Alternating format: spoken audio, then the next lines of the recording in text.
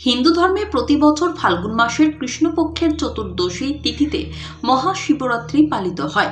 এই দিনে দেবতাদের মহাদেবের পুজোর বিশেষ গুরুত্ব রয়েছে।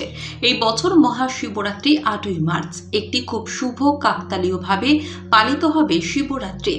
এদিন সর্বার্থ সিদ্ধিযোগ, শিবযোগ, সিদ্ধিযোগ এবং ধনিষ্ঠা নক্ষত্রের একটি চমৎকার সমন্বয় গঠিত হচ্ছে, যার শুভ প্রভাবে 8ই মার্চ থেকে কিছু রাশির ঘুমন্ত ভাগ্য উজ্জ্বল হয়ে উঠবে এবং ভোলানাথের কৃপায় জীবনের সমস্ত সমস্যা দূর হয়ে যাবে। জানুন মহাশিবরাত্রির দিন কোন রাশির শুভ দিন শুরু হবে। মেষ। চাকরি ও ব্যবসায় উন্নতির সম্ভাবনা থাকবে। অর্থ সংক্রান্ত সমস্যা থেকে মুক্তি পাবেন। শিক্ষার্থীরা প্রতিযোগিতামূলক পরীক্ষায় সাফল্য পাবেন। অফিসে উচ্চপদস্থ কর্মকর্তাদের সহযোগিতা পাবেন। সুখী জীবনযাপন পাবেন। বৃষ। জমি বা যানবাহন কেনার সম্ভাবনা থাকবে। দাম্পত্য জীবনে সুখ থাকবে। অর্থনৈতিক দিক শক্তিশালী হবে। দীর্ঘদিনের অমীমাংসিত কাজ শুরু হবে। সমাজে সম্মান বাড়বে। বস্তুগত আরাম আয়েশে জীবন কাটবে। কন্যা। আপনার কাজে ইতিবাচক ফল দেবে। পারিবারিক জীবনে সুখ থাকবে। কেউ কেউ বিদেশে কাজের সুযোগ পাবেন। অর্থনৈতিক অবস্থার উন্নতি হবে এবং অর্থের প্রবাহ বৃদ্ধি পাবে। দাম্পত্য জীবনে সমস্যা দূর হবে। মকর।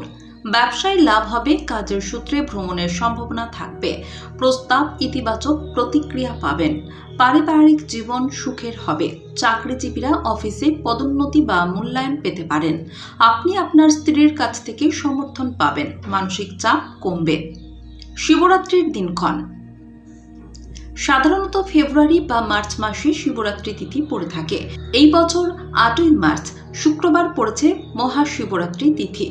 8ই মার্চ রাত 7:58:86 থেকে 9 ফেব্রুয়ারি সন্ধ্যা 5:41:55 পর্যন্ত থাকবে শিব চতুর্দশীর তিথি।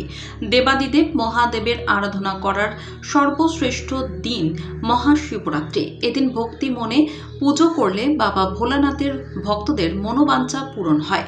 মাঘ মাসের কৃষ্ণপক্ষের চতুর্দশী তিথিতে শিবরাত্রি পালন করা হয়। হিন্দু ধর্মে শিব চতুর্দশীর মাহাত্ম্য অনেক। পুণ্যার্থীরা শিবের জন্য ব্রত পালন করেন। দিনভর চলে নানান ধর্মীয় রীতি পালন। শিবরাত্রি কথাটা দুটি শব্দ থেকে এসেছে, শিব ও রাত্রি, যার অর্থ শিবের জন্য রাত্রি। শিবরাত্রির সঙ্গে প্রচলিত আছে নানান কথা।